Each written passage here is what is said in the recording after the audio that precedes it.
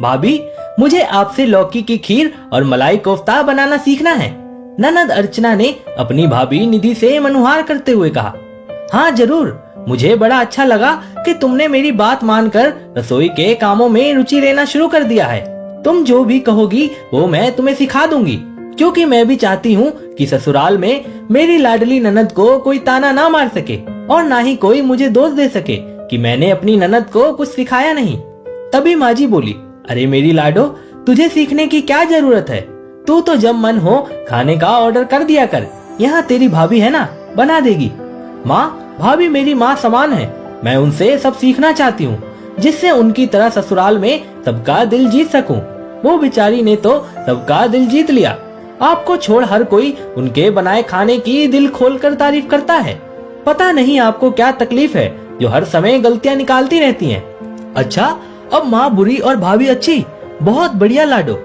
मैं तुझे अपनी पलकों पर बिठा कर रखती हूँ, तुझसे कोई काम नहीं करवाती, तुझे राजकुमारी बनाकर रखती हूँ। माँ, राजकुमारी नहीं, ससुराल में बेचारी और नौकरानी बनकर रह जाऊंगी अगर ऐसा ही चलता रहा तो, क्योंकि मेरी माँ मुझे कभी कुछ करने ही नहीं देती। सोचो माँ, जब भाभी सर्वगुण संपन्न है तब तो आपकी नजरों में उनकी कोई कीमत नहीं है, और मुझे तो कुछ आता ही नहीं, एकदम फूहड़ हूँ मैं। माँ, मैं आपसे हाथ जोड़कर विनती करती हूँ, भाभी मुझे जो जो काम सिखाना चाहती है वो मुझे सीख लेने दो। अरे बेटी, चिंता मत कर, तू तो मेरी इकलौती और लाडली बेटी है। तेरे लिए ऐसे घर का वर ढूंढूंगी जहाँ तुझे एक पत्ता भी ना हिलाना पड़े। तेरी भाभी की तरह तू कंगालों के घर से थोड़ी ना है। तेरे लिए मैं दान दहेज देकर सबका मुंह बंद कर दूंगी। नहीं माँ, आप समझे या ना समझे, मेरी भाभी हीरा है, मुझे उनकी कीमत समझ आ गई है। भगवान करे मुझे आप जैसी सास कभी ना मिले जो अपनी बहू की कोई कदर ना करती हो और अपनी बेटी का ही भविष्य बिगाड़ने पर तुली हुई हो। मैं आपकी एक नहीं सुनूंगी। भाभी, आप मुझे सिखाइए। और फिर वो धीरे धीरे अपनी भाभी से हर तरह के काम सीखने लगी। दिन बीतते गए और अर्चना की शादी एक बहुत अच्छे घर में तय हो गई।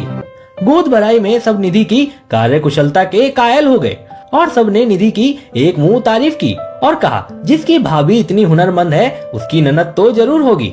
शादी के बाद जब अर्चना ससुराल आई तो सब काम अच्छे से करके और बढ़िया खाना खिलाकर सबका दिल जीत लिया। सब अर्चना की तारीफ करते तो अर्चना यही कहती, मुझे सब मेरी भाभी ने सिखाया है।